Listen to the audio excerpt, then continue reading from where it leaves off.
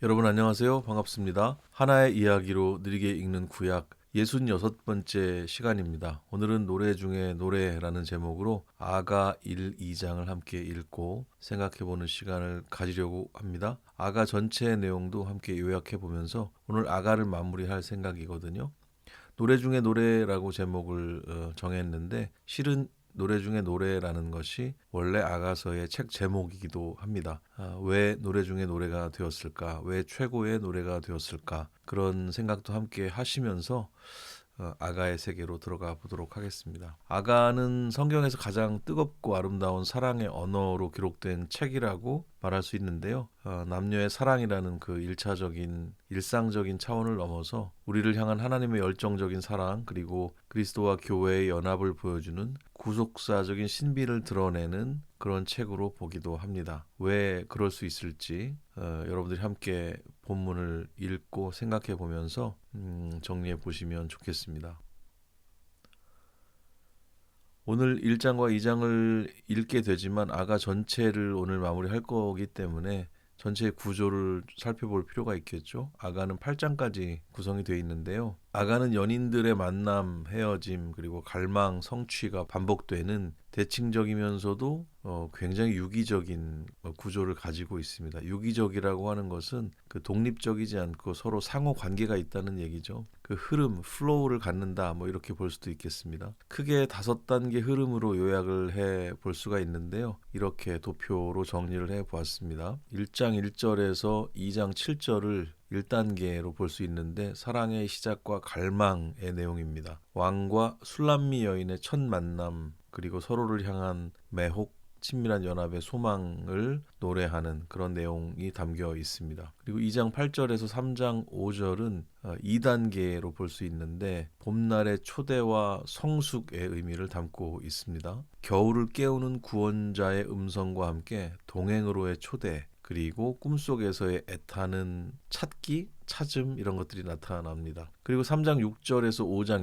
1절까지 3단계라고 볼 수 있는데요. 혼인잔치와 사랑의 확증의 내용입니다. 화려한 왕의 가마와 함께 온전한 결혼 언약이 성취가 되고 신부를 향한 최고의 찬사가 여기서 울려 퍼집니다. 그리고 5장 2절에서 6장 3절은 4단계인데요. 위기와 갈등의 극복의 내용입니다. 잠시 찾아온 이별의 그 부재와 위기를 통과하면서 서로를 향한 사랑이 더욱 단단해지고 깊어지는 그런 내용을 담고 있습니다. 그리고 6장 4절에서 8장 14절까지 5단계인데요. 결속과 영원한 사랑의 의미를 담고 있고요. 그 어떤 홍수로도 끌 수 없는 죽음처럼 강한 사랑을 선언하고 영원한 동행을 구하면서 막을 내리게 됩니다. 이렇게 아가 전체를 5단계의 유기적인 흐름으로 요약을 해보았습니다.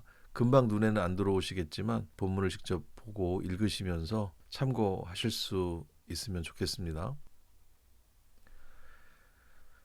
그렇다면 아가 전체가 그 구속사적으로는 어떤 의미를 지니는가? 우리가 지금 하나의 이야기로라는 모토를 가지고 방향성을 가지고 구속사적으로 성경 읽기를 하고 있는데요. 이 아가는 어떤 의미를 가지는가 잠시 살펴보도록 하겠습니다. 이 성경 전체는 하나님께서 이스라엘의 남편이 되시고 예수님을 신랑으로 또 교회를 신부로 부르는 거룩한 혼인 관계의 이야기라고 말할 수 있거든요. 여러 가지 비유를 사용할 수 있지만 이 대표적으로 신랑 신부의 맥락이 굉장히 강하게 드러나 있습니다. 아가는 하나님이 자격 없는 자기 백성을 얼마나 열정적으로 사랑하시고 또 질투하시기까지 갈망하시는지 보여주는 그런 거울이라고 볼 수가 있거든요. 그런 면에서 하나님의 타오르는 열정이 계시되었다. 이것이 어찌 보면 구속사의 그 원동력이랄까 구속사의 에너지로 우리가 생각해 볼 수 있는 부분이지요. 그 불타는 사랑이 결국 우리를 구원하시기 이르렀기 때문이죠. 타락 이후에 수치와 소유욕 그리고 정죄로 얼룩졌던 그 남녀 관계라는 것이 아가 안에서는 아무런 부끄러움 없이 서로에게 온전히 속하는 그 온전한 연합으로 재현이 됩니다. 창세기에 보면 그들이 벌거벗었으나 부끄러워하지 아니하였다 이런 말씀이 있잖아요. 그것이 나중에 서로를 부끄러워하는, 자기 자신을 부끄러워하는 그런 그 타락 이후의 모습으로 바뀌게 되는데, 그러니까 그 창조의 원상태로의 회복의 모습, 뭐 이런 것을 보여준다고 볼 수 있겠습니다. 이렇게 완벽한 연합의 그림은 결국 요한계시록의 어린 양의 혼인잔치, 그러니까 교회가 그리스도 안에서 누리게 될 완전한 구원의 완성을 예표한다고 볼 수가 있습니다. 그래서 이 에덴의 회복과 그리스도 안에서의 연합이라고 하는 차원에서 이 아가가 구속사적 의미를 갖는다, 예표로서의 의미를 갖는다, 이렇게 해석이 가능한 것이죠. 그러면 오늘 1, 2장을 우리가 읽게 되는데, 이 1, 2장이 전체 구조 속에서 갖는 의미는 무엇인가 살펴볼 필요가 있겠죠. 세 가지 정도로 요약을 한번 해 보겠습니다. 아가서 1장과 2장은 전체 서사에서 서곡이라고 할 수 있습니다. 사랑의 서곡, 구속사적인 대전환의 선언이라는 결정적인 역할을 결국 하게 되는데, 그런 사랑의 서곡의 부분이 바로 아가 1장과 2장이라고 말할 수 있다는 것이고요. 첫 번째 1장은 자격 없는 죄인을 향한 신분적 전환의 선포라고 말할 수가 있습니다. 여인이 자기를 거칠고 검게 그을린 계달의 장막 같다고 고백을 하는데요. 이 내용은 죄로 인해서 소외되고 초라한 우리의 실존을 말합니다. 그러나 신랑은 그녀를 왕궁의 솔로몬의 휘장이자 바로의 준마로 바라보는 것을 보게 됩니다. 1장은 구속사의 시작이 우리의 자격이나 외모에 있지 않고 우리를 눈부시게 재해석해 주시는 주님의 선택적인 은혜, 또 거룩한 시선에서 출발한다는 것을 보여준다, 이렇게 말할 수가 있습니다. 그리고 두 번째는 2장 내용인데요. 죽음의 겨울을 깨우는 부활과 복음의 초대라고 말할 수가 있습니다. 2장은 아가 전체에서 가장 역동적인 봄날의 복음을 선포한다 할 수 있습니다. 장애물을 뛰어넘어서 달려오는 신랑의 모습은 마치 우리를 구원하러 성육신하신 그리스도의 열정을 보여준다고 말할 수 있을 것 같아요. 겨울도 지나고 비도 그쳤으니 일어나 함께 가자라는 초대가 나오는데, 우리가 노래로도 많이 기억하고 알고 있는 말씀이기도 합니다. 이 초대는 죄와 사망의 저주라고 하는 지독한 겨울을 끝내시고 부활의 새 생명을 주시면서 우리를 거룩한 동행으로 부르시는 복음 그 자체라고 말할 수가 있습니다. 그 부분이 2장의 내용이 되겠고요. 우리 1, 2장의 내용을 종합적으로 본다면 연합을 지키기 위한 영적 파수의 명령이라고 또 볼 수 있습니다. 주님과 온전한 사랑의 연합, 나는 그에게 속하였고 그는 내게 속하였다라고 하는 그 온전한 사랑의 연합을 누리기 위해서는 그 친밀함을 깨뜨리려고 하는 포도원의 작은 여울을 잡아야 한다는 실천적인 경고를 주는 것으로 구원받은 교회가 이 땅에서 지켜내야 될 순결함의 과제를 상기시킨다, 이렇게 말할 수가 있습니다. 사랑하는 관계 안에서 지켜야 할 것들에 대해서 생각해 볼 수 있는 부분이고요. 이것이 둘만의 관계를 넘어서 더 넓게 이해될 수 있는 그런 본문이라고 볼 수 있겠습니다. Song of Songs, 최고의 노래, 노래 중의 노래라는 제목으로 우리가 아가를 시작하고 있는데요.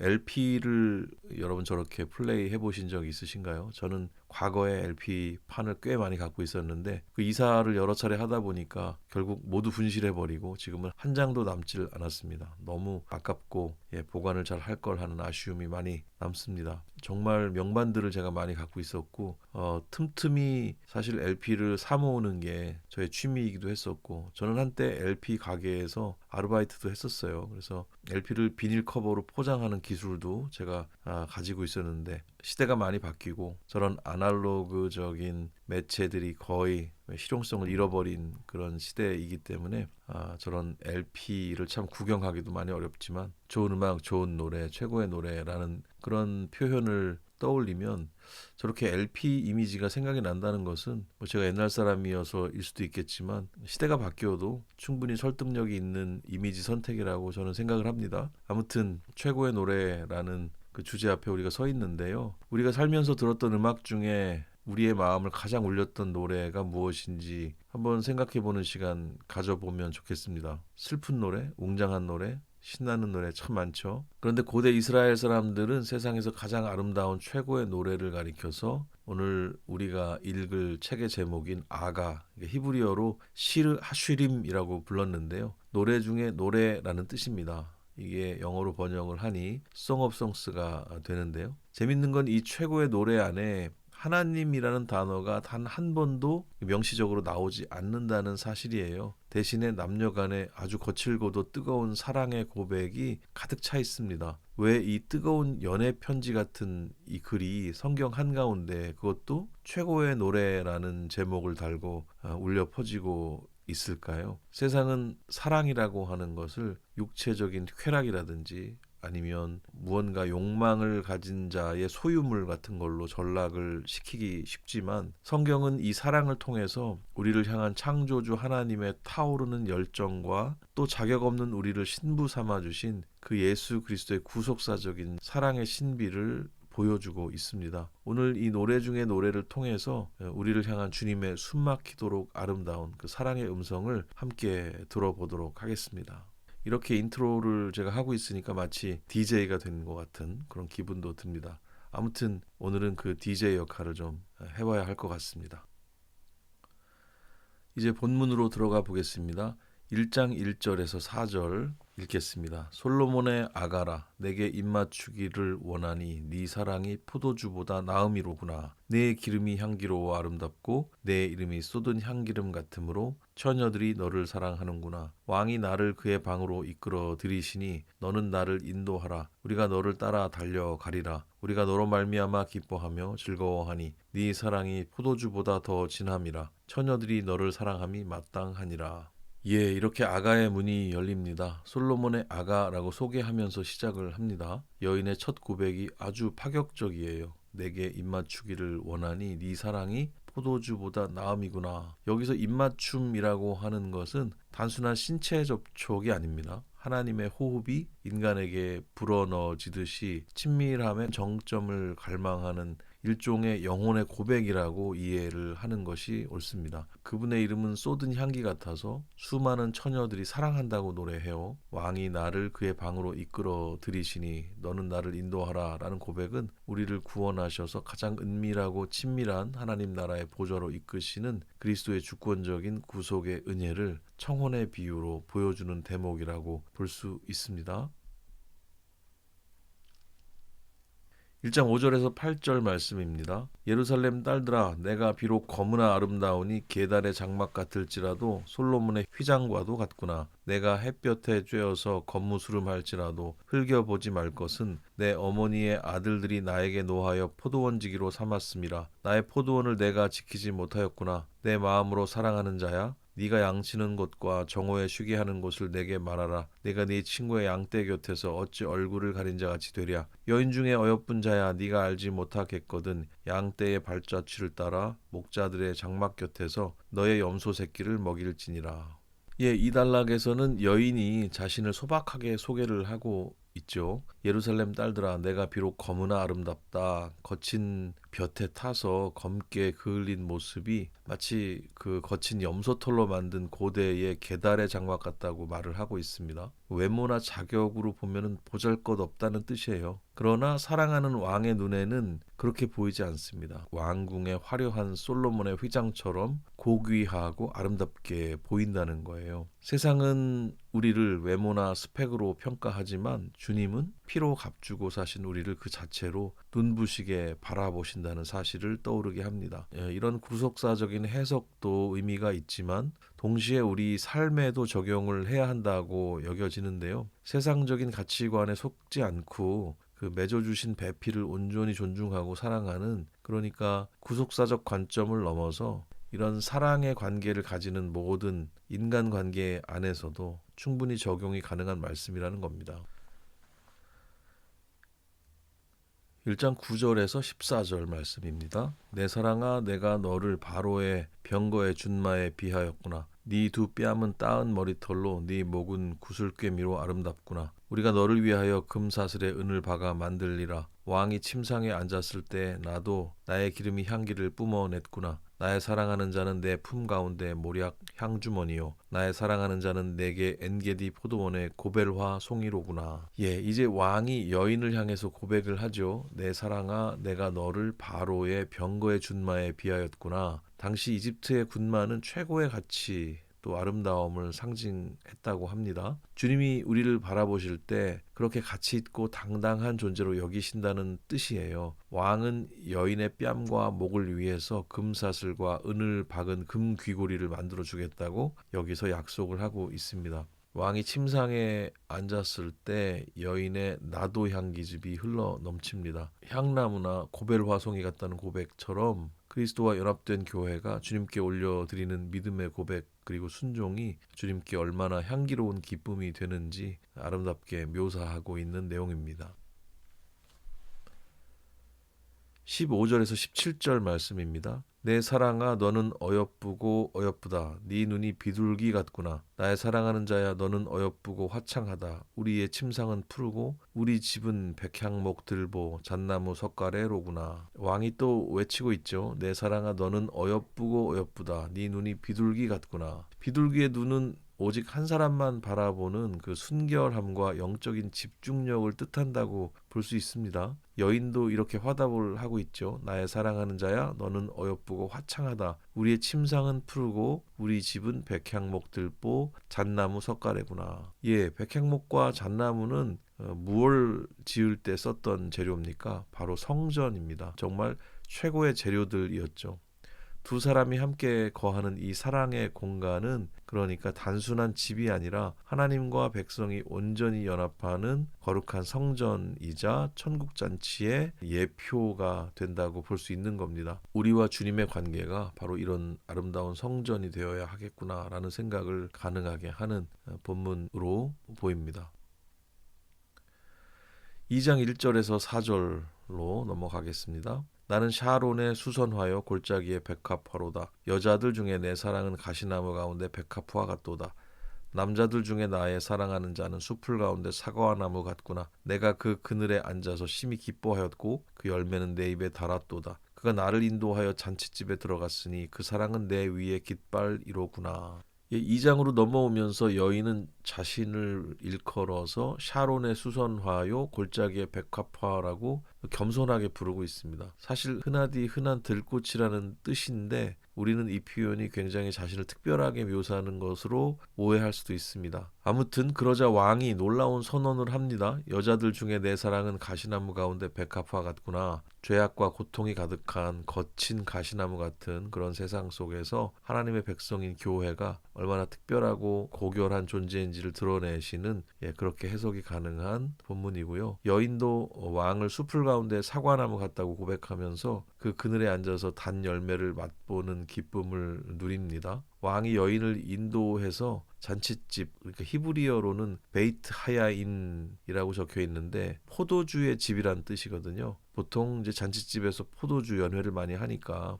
그런 의미가 잔치집의 의미로 연결이 될 수 있겠죠. 베이트 하야인 포도주의 집 잔치집으로 그 왕이 여인을 인도해서 이끌고 그 위에 사랑의 깃발을 세웁니다. 구속사적인 시각으로 해석을 해본다면 우리를 구원의 잔치로 이끄시는 우리 주님의 그 승리의 깃발이 연상되는 구절이라고 볼 수가 있겠습니다.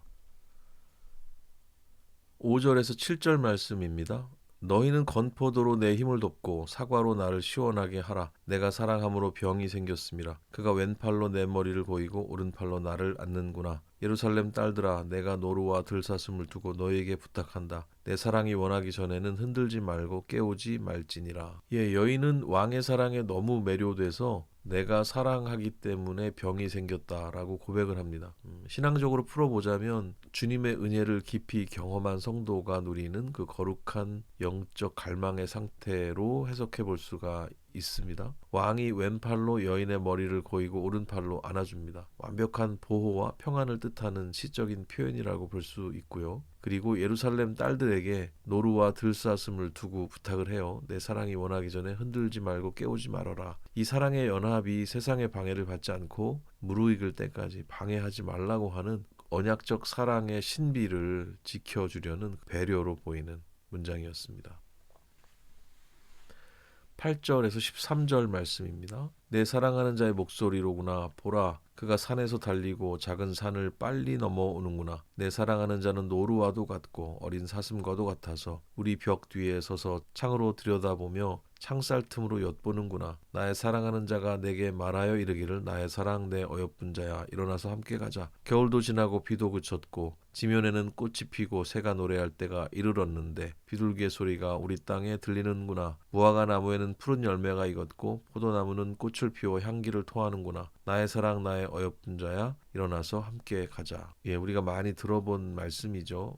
우리 귀에 비교적 익숙한 말씀이죠. 예, 여인의 귀에 사랑하는 자의 목소리가 들립니다. 산을 달리고 작은 언덕을 빨리 넘어와요. 마치 노루나 어린 사슴처럼 장애물을 뚫고 단숨에 달려오는 역동적인 구원자의 모습으로 보입니다. 왕이 바위 틈 은밀한 곳에 있는 여인을 향해서 외쳐요. 나의 사랑, 나의 어여쁜 자야, 일어나서 함께 가자. 겨울도 지나고 비도 그쳤고 지면에는 꽃이 피고 새가 노래할 때가 이르렀다. 죽음과 저주의 겨울 같은 그 율법의 시대를 끝내시고 부활과 생명의 새 봄을 가지고 우리에게로 찾아오셔서 나와 함께 가자라고 초청하시는 예수 그리스도의 그 애타는 복음의 메시지를 떠올리게 하는 그런 본문이 되겠습니다. 14절에서 17절 말씀 오늘 마지막 단락입니다. 바위 틈 낭떠러지 은밀한 곳에 있는 나의 비둘기야 내가 네 얼굴을 보게 하라. 네 소리를 듣게 하라. 네 소리는 부드럽고 네 얼굴은 아름답구나. 우리를 위하여 여우 곧 포도원을 허는 작은 여우를 잡으라. 우리의 포도원에 꽃이 피었습니다. 내 사랑하는 자는 내게 속하였고 나는 그에게 속하였도다. 그가 백합화 가운데에서 양떼를 먹이는구나. 내 사랑하는 자야 날이 저물고 그림자가 사라지기 전에 돌아와서 베데르 산의 노루와 어린 사슴 같을지라.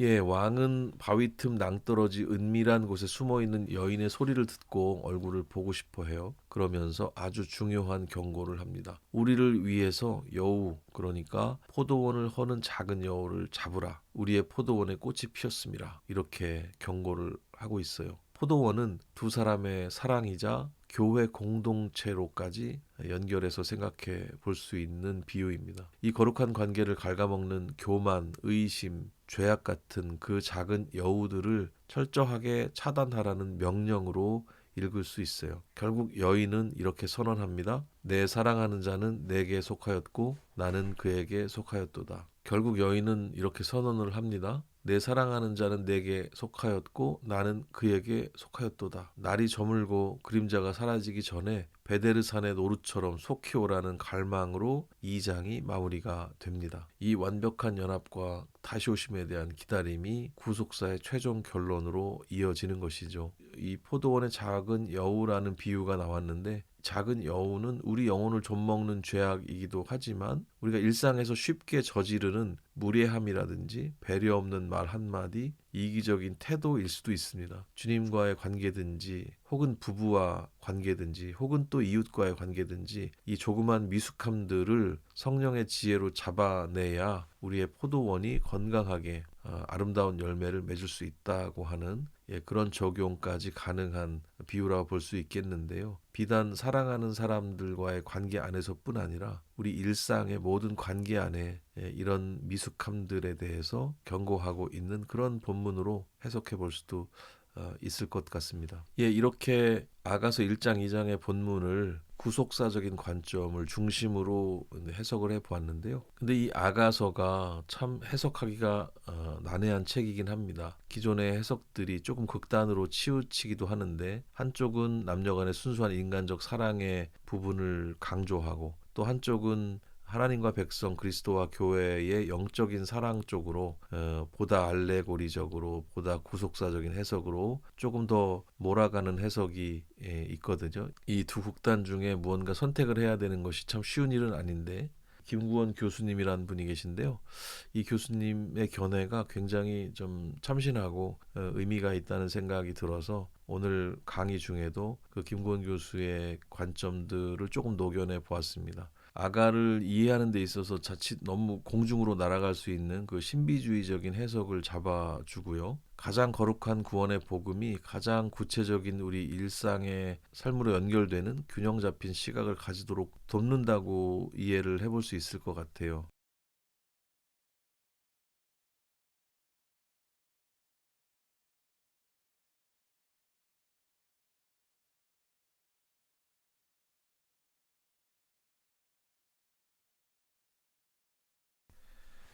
예, 이제 퀴즈를 풀어보면서 오늘의 본문의 내용을 확인해 보는 시간 갖도록 하겠습니다. 1번 문제. 아가 1장 5, 6절에서 자신을 계달의 장막 같다는 여인에 대해서 솔로몬의 휘장 같다고 고백하는 왕의 모습이 갖는 구속사적 의미로 올바른 설명은 무엇인가요? 1번. 죄인인 인간은 스스로의 힘으로 외모를 갖고 왕의 사랑을 쟁취해야 한다는 뜻이다. 2번. 구원받기 전 우리의 본습은 죄로 얼룩져 보잘것없으나 그리스도의 대속의 은혜로 인해 주님 눈에 가장 고귀하고 아름다운 존재로 변화되었다는 은혜를 뜻한다.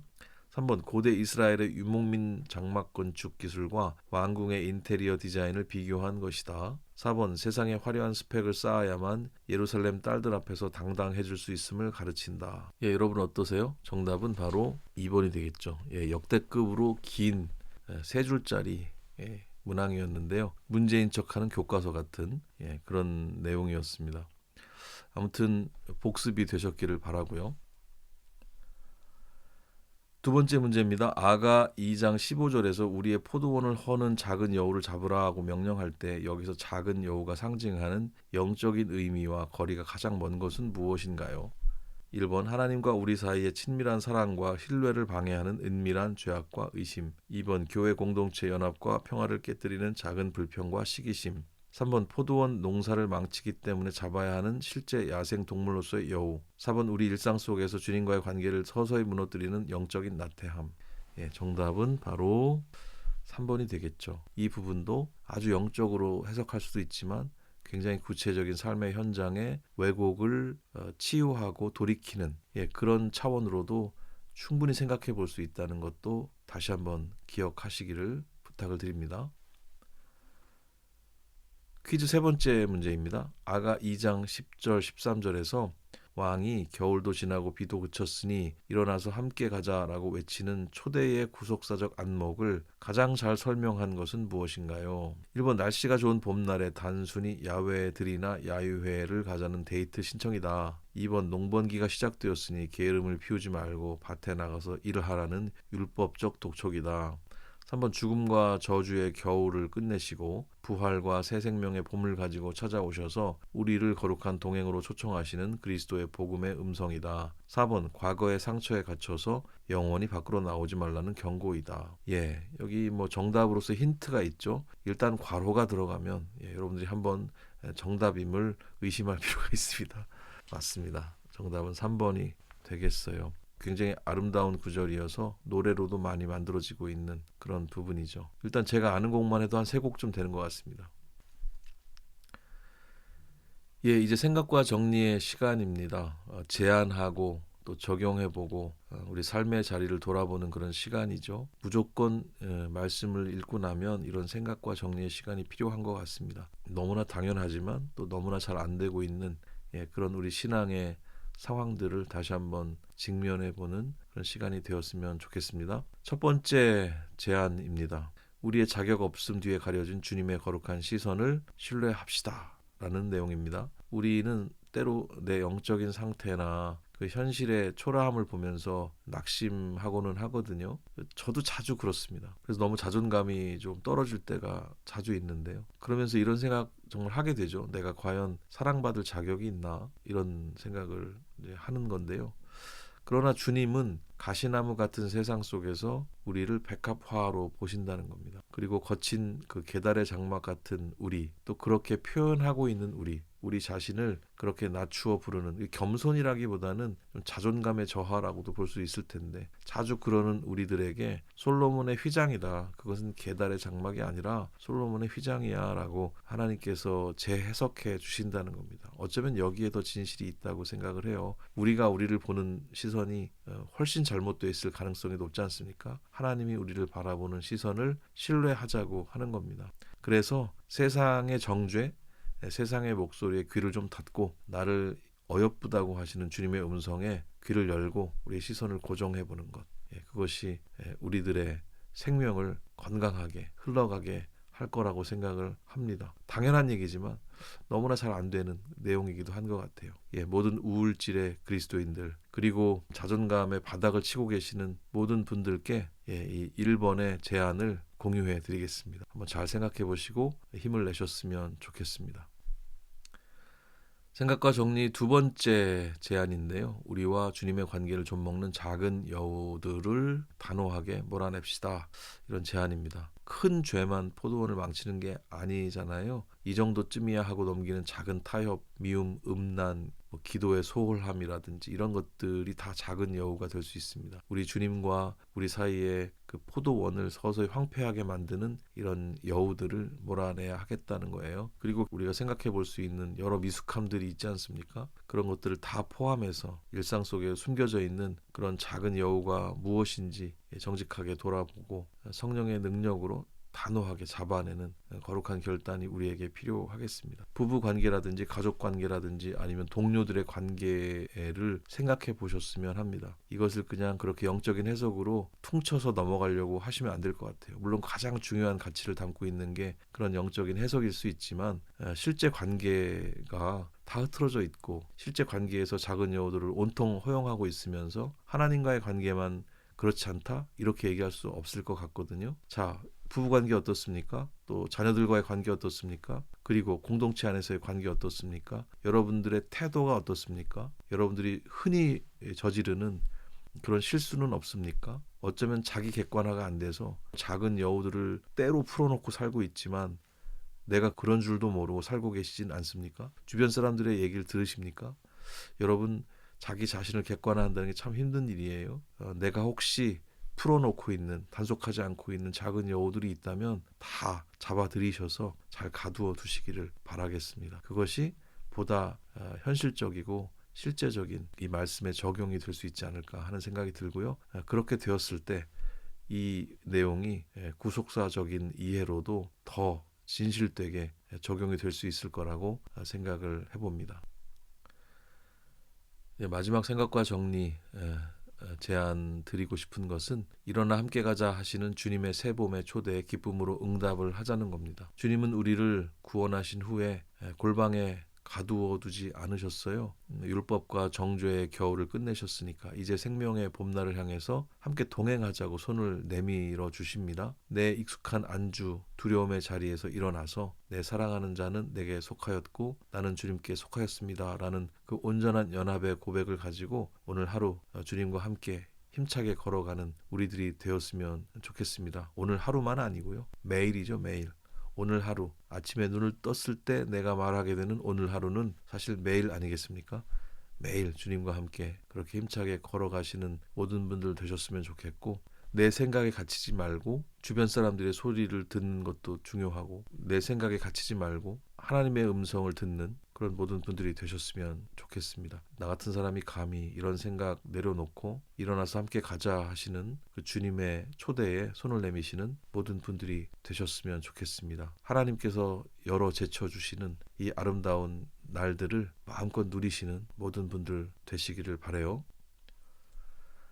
하나의 이야기로 느리게 읽는 구약 66번째 시간이었습니다. 노래 중에 노래 아가 1장 2장을 읽으면서 아가 전체의 내용 그리고 아가를 어떻게 해석을 하면 좋을지까지 함께 생각을 해 보았습니다. 다음 시간 67강에서는 이사야 1장 2장을 읽도록 하겠습니다. 예언서로 이제 넘어가게 되는데요. 함께 공부할 시간들이 기대가 됩니다. 오늘도 너무 공부하시느라 수고 많으셨고요. 다음 시간에 반갑게 다시 뵙겠습니다. 감사합니다.